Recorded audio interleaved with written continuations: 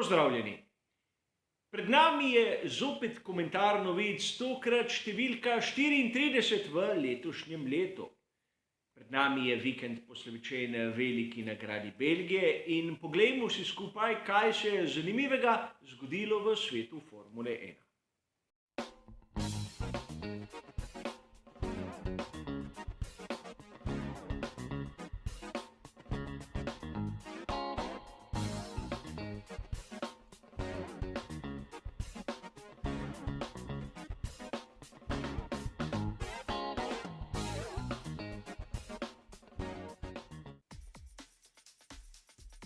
Danes ponovno 4 sklopi novic, kjer bomo skušali dati nek malce bolj poglobljen pogled na vse tiste novice, ki niso imele dovolj pozornosti v drugih medijih ali ki pa po mojem osebnem mnenju zaslužijo dodaten komentar.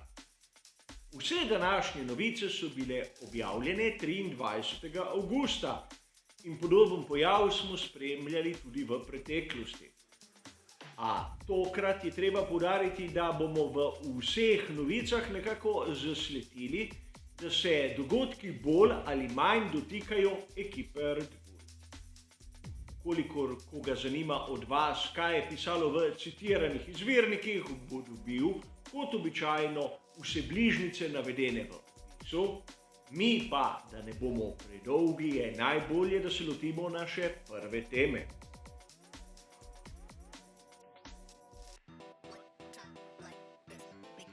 V našem prvem sklopu se bomo dotaknili tematike, ki jo obdeluje članek, ki je bil objavljen na italijanski verziji spletnega portala motorsport.com. V njem se obdeluje praktično tržišče voznikov po seveda aferi Piastri. O tem smo v preteklosti govorili že kar v nekaj prispevkih, a dejstvo je, da dokler spor med Alpinom in McLarenom glede Piastrija ne bo razrešen, bo trg, kar se tiče voznikov, blokiran. Kljub vsemu dobimo neko zanimivo informacijo. Namreč Alpin naj bi se zanimal za Pierrea Gaslija. In to bo za marsikaterega navdušenca presenečenje.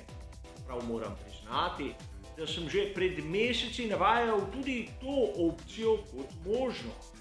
Ampak Gasly je član vozniške akademije Red Bulla in ima podaljšano pogodbo z Alfa Taurijem tudi v naslednji sezoni. Torej, zakaj si ga pri Alpinu tako želijo? Namreč gre za Francoza in pri tej ekipi ogromno stavijo na narodnostno identiteto. Skupaj z Oconom bi bila skorajda popoln vozniški par za to ekipo. Treba se zavedati nekaj, da pri Red Bullu bi lahko ob primerni odškodnini Gaslija odstopili. Čeprav bi si kdo lahko mislil, zakaj saj pri Red Bullu denar ni težava. Po koncu sezone 2023 bo Pierre Gasly prost in odšel bo lahko brez odškodnine kamorkoli. Zato bi bilo lahko smotrno ga prodati, dokler še ima, recimo temu, neko vrednost. Gre za špekulacije, gre za ugibanja, ampak zanimiv članek, kateri seveda zahteva malce komentarja. In Pierre Gasly v Alpinu bi lahko dosegel tisto, kar si želi, predvsem pa tisto, kar ne more doseči pri Red Bullu. A o tem bomo seveda govorili, ko bo čas za to. Najbolje pa je, da gremo k našemu drugemu sklopu.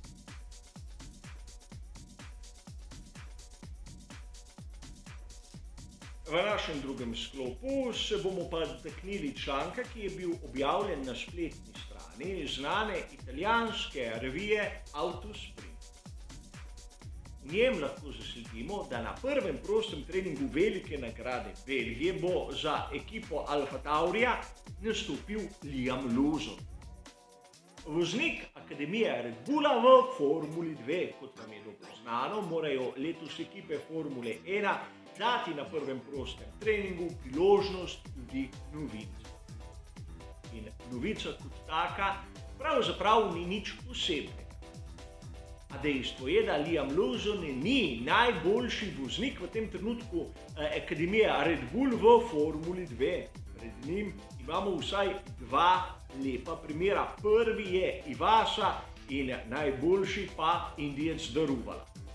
Liam Lawson kot predstavnik Red Bulla bo dobil priložnost in to že nekako kaže, da lahko v naslednji sezoni do kakšne spremembe vezano na naš prvi sklop. Poglejmo zadevo malce bolj od blizu. Liam Lawson je v tem trenutku, ko snemam ta prispevek, na 8. mestu. Iwasa je na 7., a razlika med njima je očitna. Namreč Lawson ima podporo Red Bulla, medtem ko je Iwasa le pridružen član akademije Red Bulla. Namreč on primarno je v programu Honde.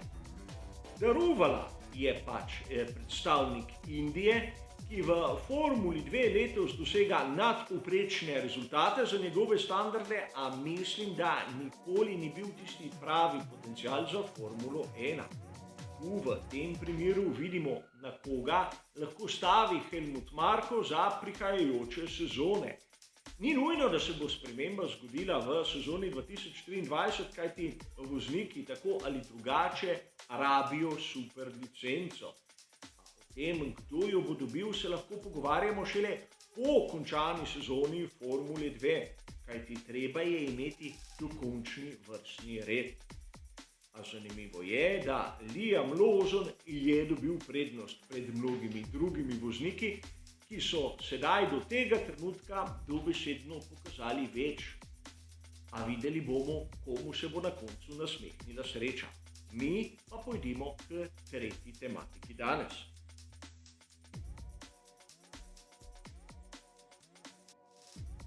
Audi je pripravljen končno uradno potrditi njihov vstop v svet Formule 1. Vsaj tako v članku, ki je bil objavljen na spletni strani gpblog.com. To bi se lahko že zgodilo na prihajajoči veliki nagradi Belgije, ampak o njihovem vstopu skupaj z znamko Porsche govorijo razni viri praktično že mesece, a manjka tista uradna potrditev. Prejšnji teden smo govorili seveda v komentarju novic tudi o potrditvi pravilnika za pogonske sklope v naslednjem obdobju. In to je bila tista zadnja formalnost, na katero so čakali pri skupini Volkswagen. Zanimivo je, da se pri Volkswagenu baje želijo najprej, da novico objavi Audi in šele nato Porsche. V prej citiranem članku tudi navajajo podatke iz drugega vira. Namreč motorsportportal.com je objavil še marsikaj zanimivega. To, da so pri Audiju pripravljeni kupiti ekipo Sauber, točneje 75% ekipe. Tokrat je malce bolj razumljivo, zakaj pred slabim letom so pri Sauberju dobesedno zavrnili družino Andretti. In tudi nam je bolj jasno, zakaj so nekako prerezali tisto vez z skuderijo Ferrari. Kolikor se spomnite, so v obdobju slabega leta praktično odpovedali sedež Antoniju Giovinazziu, članu ekipe Ferrari Driver Academy, ter v sezoni 2022 so po dolgem obdobju zopet sami začeli sestavljati menjati. In zanimivo je še nekaj drugega. Sauber so v bistvu sklenili krog. Namreč v Formulo 1 so prišli pod okriljem Mercedesa. Nato smo videli, da so bili v lasti BMW-ja. Sedaj bodo lahko postali praktično del skupine Audi. In zaokrožili so tako vse tri največje nemške proizvajalce cestnih avtomobilov. Zanimivo. A videli bomo, kako se bodo zadeve odvijale v prihodnosti in tudi razumemo lahko sedaj malce bolje, zakaj so se pri švicarski ekipi odločili tako, kot so se. Vstop Audija pa še ne pomeni, da je novica v drugem sklopu nekako vezana na Red Bull, kar sem vam napovedal. A v citiranem članku je tudi nekaj zanimivega. Namreč navaja se, da je bil Gerhard Berger tisti, ki je Audi najprej predstavil k ekipi McLaren. In tam zadeve pač niso stekli, ker pri McLarenu niso bili pripravljeni prodati vodilnega deleža. Ampak na to so skušali, preden so prišli do Sauberja, tudi pri Williamsu, pri Aston Martinu in celo pri Red Bullu. In to je zanimivo, kajti nekih poizkusov Audija pri Red Bullu do sedaj nismo videli in ni seveda 100% preverjena informacija, ampak zanimiva.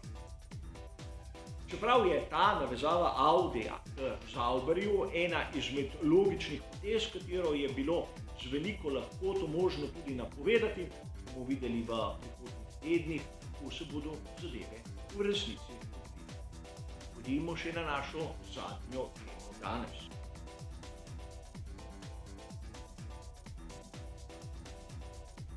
Na prvi pogled bi lahko dejali, da izjemno šokantna novica.